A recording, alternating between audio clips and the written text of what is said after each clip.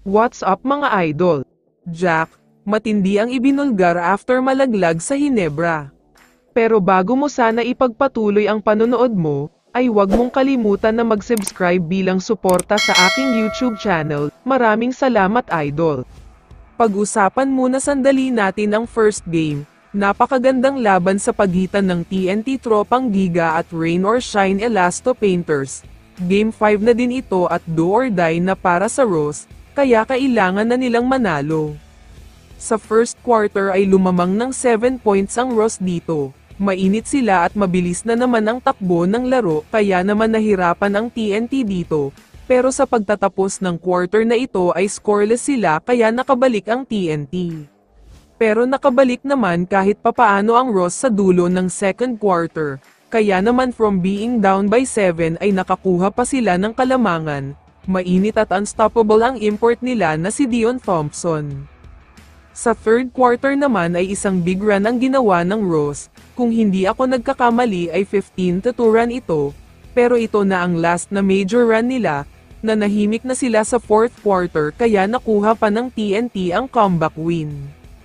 Samantala, talakayin na natin ngayon ang Game 5 sa pagitan ng Barangay Hinebra at Northport. As expected ay mainit na naman ang simula ng Northport dito, pinangunahan uli sila ni Paulo Taha na umiskor agad ng 7 points.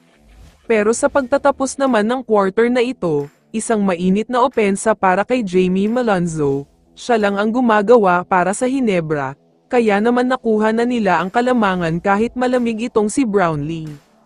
Sa start naman second quarter, si Jamie Malonzo na naman ang gumawa para sa Hinebra. Sumabay na dyan si RJ Abarrientos, kaya naman lumobo na sa 12 points ang kalamangan nila dito, wala talaga masagot ang kalaban.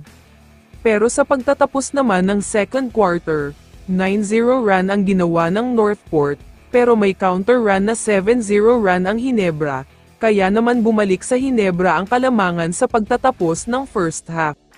Sa third quarter naman ay mas lumobo na ang kalamangan ng Hinebra. Sinubukan ng Northport na makabawi at makadikit, pero masyado nang malaki ang kalamangan, kaya tuluyan ng nanalo ang Hinebra at abante na sa finals. Samantala, pagkatapos naman ng laban ay may ibinulgar si Kadim Jack, ayon sa kanya ay the best team ever daw ang Hinebra, sobrang lakas at sobrang magaling daw, deserve daw talaga ng mga ito na makapasok sa finals. Kaya naman kung ikaw ang tatanungin idol, ano ang masasabi mo sa laban na ito? I-comment mo naman ang sagot mo sa tanong na ito. So dito na nagtatapos ang video na ito. Maraming salamat sa pagsuporta at panonood mga idol.